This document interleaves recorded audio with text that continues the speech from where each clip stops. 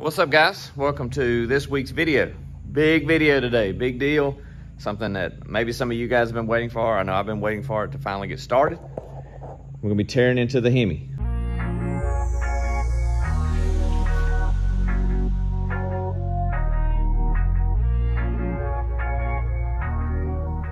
Our goal for this video is to get the transfer case off, get the transmission off, get all the accessories, kind of get the motor broke down to the point to where we can put it up on an engine stand, and then kind of get into the motor a little bit.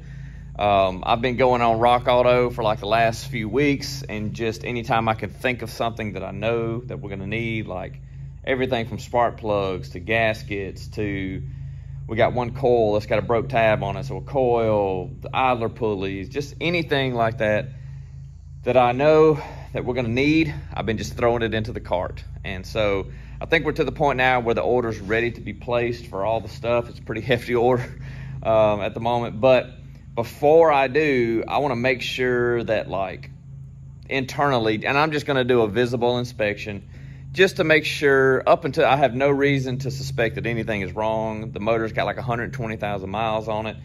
The oil looked good, the throttle body looked good, the PCV looked good.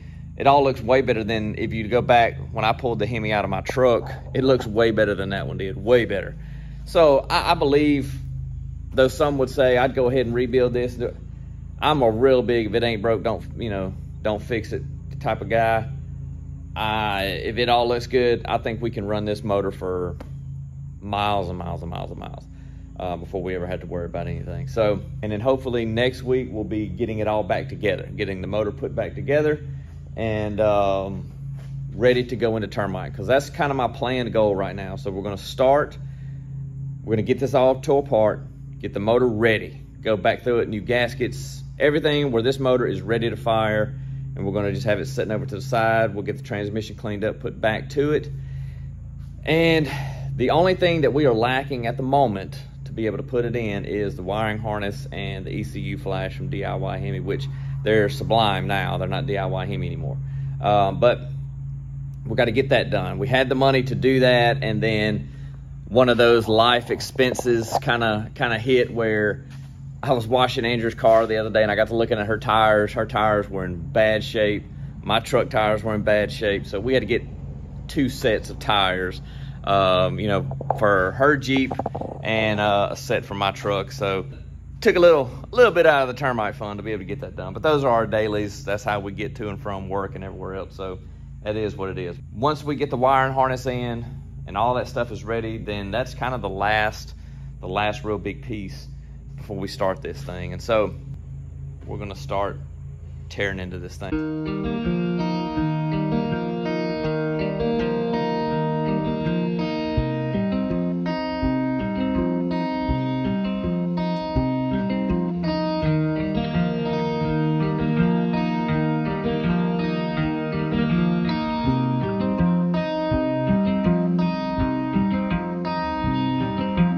All right, so we got the transfer case about ready to come off. We got all of our bolts up here. I got one left right here, just kind of finger tight to hold it. You got to pull off the transmission mount underneath to get to the last 2 bolts under the bottom. And then what we're gonna do is measure our input to make sure that the inputs are the same to where they will seal, they'll engage, and also to make sure that the spline count is the same, which I believe that is. But just kind of make sure basically that transfer case will bolt up here without us having to go into it and change anything. So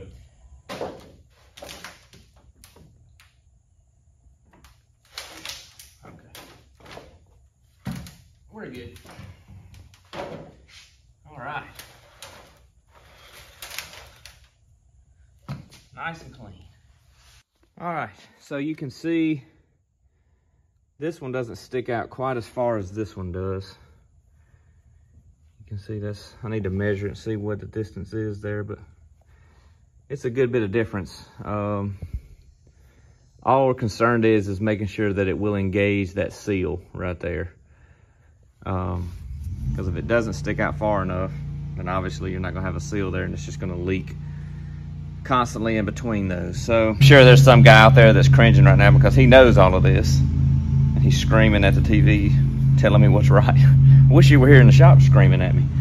But anyway, all right, so I'm gonna measure where I see the seal sets and stuff like that, because it looks like where you can see the seal rides here versus here is the same. The only thing that I would possibly be losing is a little bit more engagement here in the front end. But from where the seal rides to the seal looks to be close to the same. So, I don't know. I'm gonna put this one up there though and make sure that it will even engage. It should both be 23 spline, but let's find out. All right, so the only thing that I know to do to kind of start with is just to measure from that outer seal on the transfer case to where this seal rides. See if they're the same. This one is 5/8 long, and this one is 3/4 long. So this is only it only is 1/8 of an inch more, and I know that can be significant when we talk about engagement, but the seal seems to be riding in the same place. It does seem to engage there.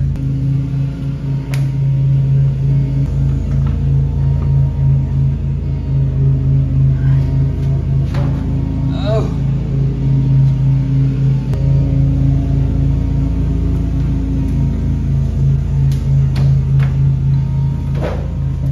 And if you guys don't know, this is a 242, NP 242 transfer case out of a Jeep ZJ, but they came in a lot of things. And, oh no!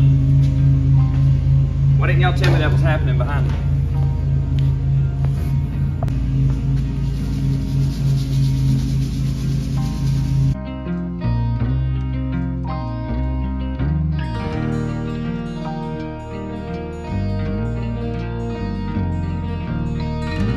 So let's get the intake up and see what we're looking like.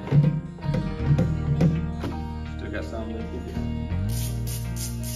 These bolts don't come out, they're contained.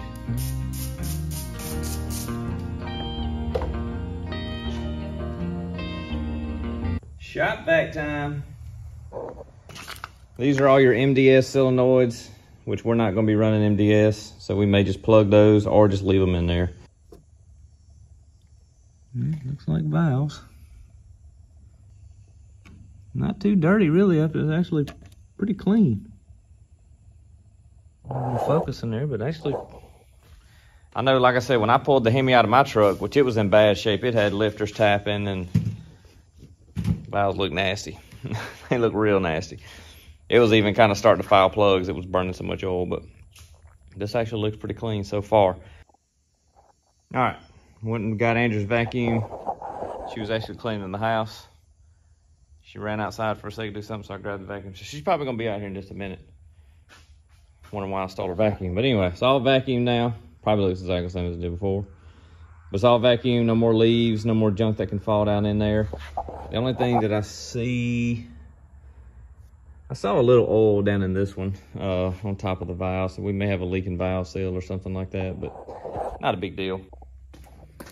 All right, this is an issue that I think pretty much all your newer vehicles are gonna have. This is a bolt, goes to the manifold and shield. You can see it's broke. Broken bolts are really prone on these. I know Fords, Chevrolets, I got buddies with all of them, and broken manifold bolts is a pretty common problem. So I do have in my cart from Rock Auto all new bolts, gaskets, all that kind of good stuff too. So that's kind of one of those things, keep an eye on, not just with Hemis, but anything with an aluminum head.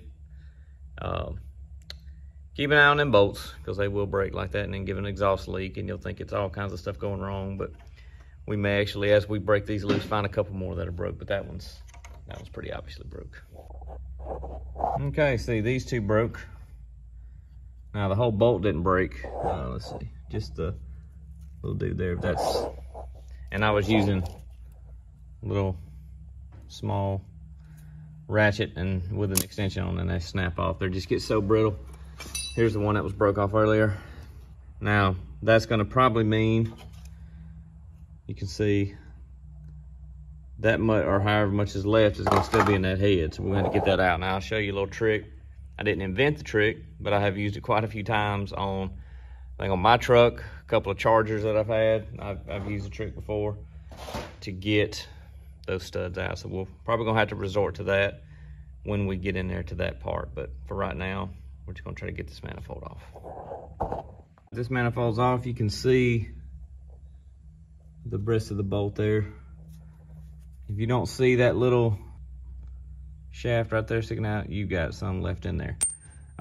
These bolts, don't get in a hurry. It's not a, don't go hard on them. Get your socket on there and just lightly break them free, and as gentle as possible, work them back out. You go grabbing on them and just jerking, that's when in my past, that's when I've usually had them break. Just take your time. They're not crazy tight. Just slowly let them get started coming out, and you'll kind of decrease the chances of breaking one off up in there. But that one was already broke, you know, beforehand, because they are very, very, very brittle. So let's do the other side. You're getting ready for a wedding. Coming to get your vacuum back? Yeah, I noticed you took it. I had to vacuum the intake out. All right, as you can see, we've got a little carnage. A little bit of a mess around here to clean up. So I'm gonna pause because I gotta get cleaned up and get ready to do a wedding here in just a second. All right, we're day 2. We're gonna get the Hemi separated from the transmission, get it up on the engine stand, get it flipped upside down, get the oil pan off, have a kind of an internal look, see what we're dealing with inside this thing. Andrew's out here today helping me, so willingly too, like she's so wanted to be out. I don't want to be out here, but I'm out here. So. She's probably the best help I got, so. I'm the only help. I can smell the horsepower coming out of the exhaust ports. Mm-hmm. I can smell it.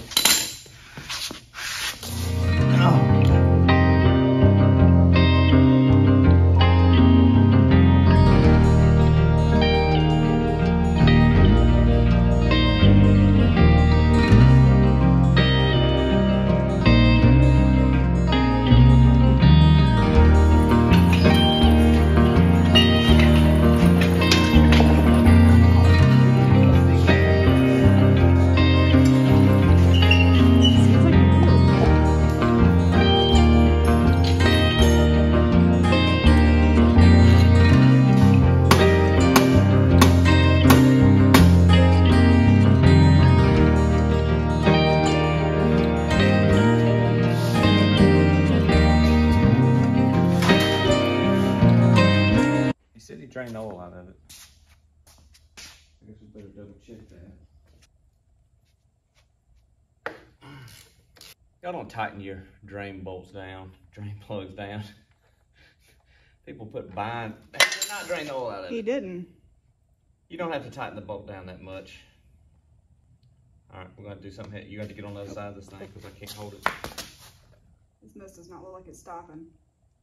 They hold 7 cords. Well, this thing isn't gonna hold 7 I know, cords. I'm working on it. As I said before, the good thing about buying a motor that came out of a wrecked vehicle is the motor had to be running when they wrecked. So it's better than a car that's just sitting out next to the house and, you know, you don't have any idea. The fact that it was wrecked shows it was running. The oil looks, I mean, it's dirty, but it's not milky and it's not metallic.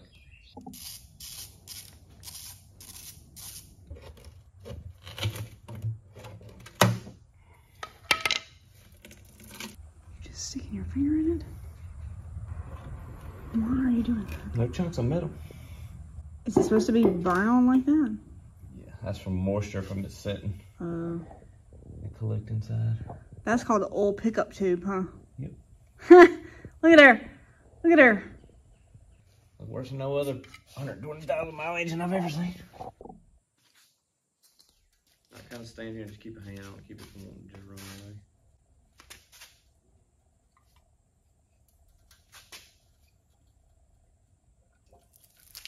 It's fine. What is it for? Yeah, bright orange. Okay. Go get oil dry, get all that down.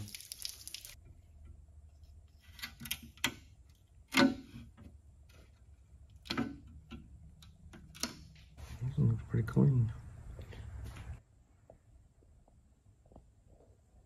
I can still see like cross hatching and stuff in the everything looks pretty clean and consistent. It's been setting, so it's got like a little rusty look in some places, but